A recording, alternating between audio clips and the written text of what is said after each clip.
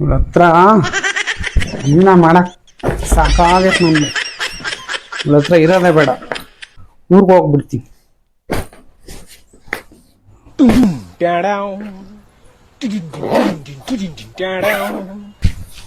ಹೋಗೋದು ಮುಂಚೆ ಒಂದು ಫೋನ್ ಮಾಡಿ ಹೇಳೋಣ. ಫೋನ್ ಮಾಡೋದೇನ್ ಬೇಡ, ಒಂದ್ ಲೆಟರ್ ಬರ್ದಿಕ್ಕಿ ಹೋಗ್ಬಿಡ. ಪೆನ್ನಲ್ಲಿ ಬುಕ್ ಐತ್ ತಡಿಲಿ.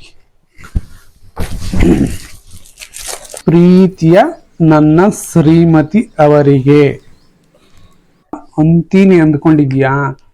ನೀನು ನನ್ನ ಹೆಂಡತಿ ಅಲ್ಲ ಕಣೆ, ರಾಕ್ಷಸಿ. ಇದೊಂದು ಬದುಕಿ, ಇದೊಂದು ಜನ್ಮವೇ, ಎಂತಹ ದುರ್ವಿಧಿ, ಇದೆಂತಹ ದುರ್ವಿಧಿ.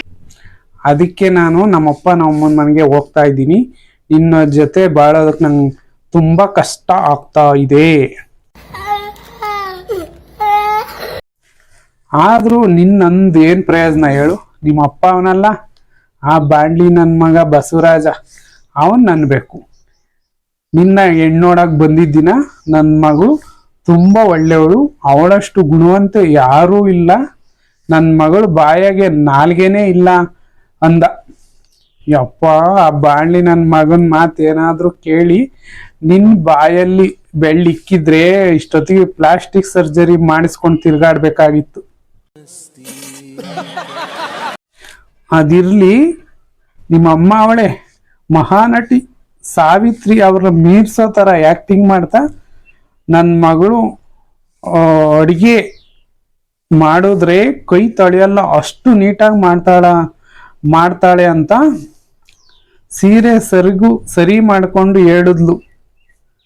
ನಿನ್ನ ಮದುವೆ ಆದಾಗಿನಿಂದ ಇವತ್ತಿನವರೆಗೂ ನೀನು ಅಡಿಗೆ ಮಾಡಿದ್ದು ತಿನ್ನಾನ ಅಂತ ದಿನ ಕೈ ತೊಳೆಯೋಣ ಅನ್ನೋದ್ರೊಳಗೆ ಅಡಿಗೆ ಮನೆ ಅವತಾರನ ನೋಡಿ ಎದುರುಕೊಂಡು ಊಟ ತಿಂದಂಗೆ ಓಡೋಗ್ತಿದ್ದೆ.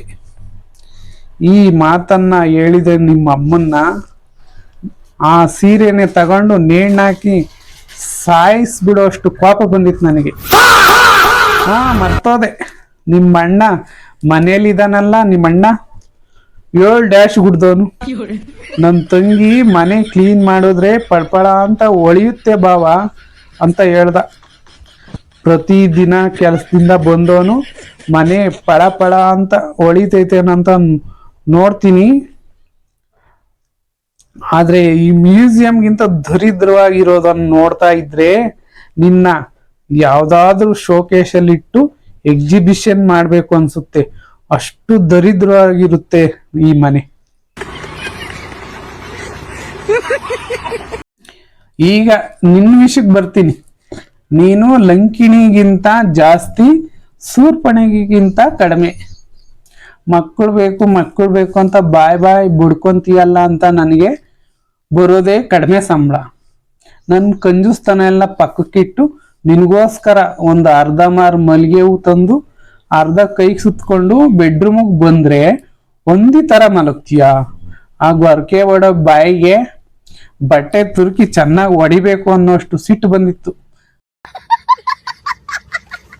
ಆದ್ರೆ ಏನ್ ಮಾಡ್ತಿ, ಹಿಂದೆ ಮುಂದೆ ಮುಚ್ಕೊಂಡು ನಿನ್ ಪಕ್ಕದಲ್ಲೇ ನಿದ್ದೆ ಹೋದೆ.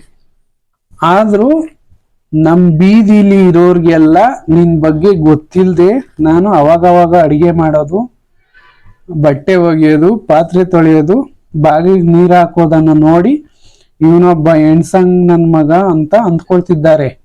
ಮೊನ್ನೆ ಒಂದಿನ ಮಾರ್ಕೆಟ್ಗೆ ಹೋದಾಗ ಇಬ್ರು ಅಕ್ಕಂದಿರು ನೋಡಿ, ಮಾಮ ಇದು ತಗೋ ಅಂತ ಒಂದು ರೇಷ್ಮೆ ಸೀರೆ ಕೊಟ್ಟು ನನ್ನ ಕೆನ್ನೆಗೆ ಅರಿಶಿನ ಹಚ್ಚಿ ಹಣೆಗೆ ಬೊಟ್ಟಿಟ್ಟು ಕಳ್ಸಿದ್ರು. ಆದ್ರೆ ಅವತ್ತಿನಿಂದ ಇವತ್ತಿನವರೆಗೂ ಅರ್ಥ ಆಗದೆ ಸಾಯ್ತಾ ಇದ್ರೆ, ನೆನ್ನೆ ನಾನು ಅಷ್ಟು ಕಷ್ಟಪಟ್ಟು ಸಾಂಬಾರ್ ಮಾಡಿದ್ರೆ ಉಪ್ಪು ಕಡಿಮೆ ಇದೆಯಂತೀಯಲ್ಲ. ನಿನ್ ಬಾಗ್ ನನ್ ಮೆಟ್ಟಿಕ್ಕ. ಅದಕ್ಕೆ ನಾನು ನಮ್ಮ ಅಪ್ಪನ ಮನೆಗೆ ಹೋಗ್ತಾ ಇರೋದು. ಅಲ್ಲಿ ಏನಾದ್ರೂ ಬಂದು ನಮ್ಮ ಅಪ್ಪನ ಅಮ್ಮನ್ ಕೇಳಿ ಒಪ್ಪಿಸಿ ನನ್ ಕರ್ಕೊಂಡ್ ಬರೋಕೆ ಬರ್ತೀಯನೋ, ಸತ್ರು ನಾನ್ ಬರಲ್ಲ. ಮರ್ತೋದೆ, ನಾನು ಹೆಂಗಿದ್ರು ಮನೆಯಲ್ಲಿ ಇರಲ್ಲಲ್ವಾ, ಮನೆ ಮೇಲೆ ಕಡ್ಲೆಕಾಯಿ ಒಣಗಾಕಿದ್ದೀನಿ, ಅವಟ್ನ ಎತ್ಕ ಬಂದು ನನ್ನ ಬದಲಿಗೆ ಅವಟ್ನ ಹುರ್ಕೊಂಡು ತಿನ್ನು. ಇನ್ ಸಾಕು, ಈ ಪೆನ್ನಲ್ಲಿ ಇಂಕು ಖಾಲಿ ಆಗೋ ತರ ಇದೆ. ಇಂತಿ ನಿನ್ನ ಗಂಡ ಹುಚ್ಚಪ್ಪ.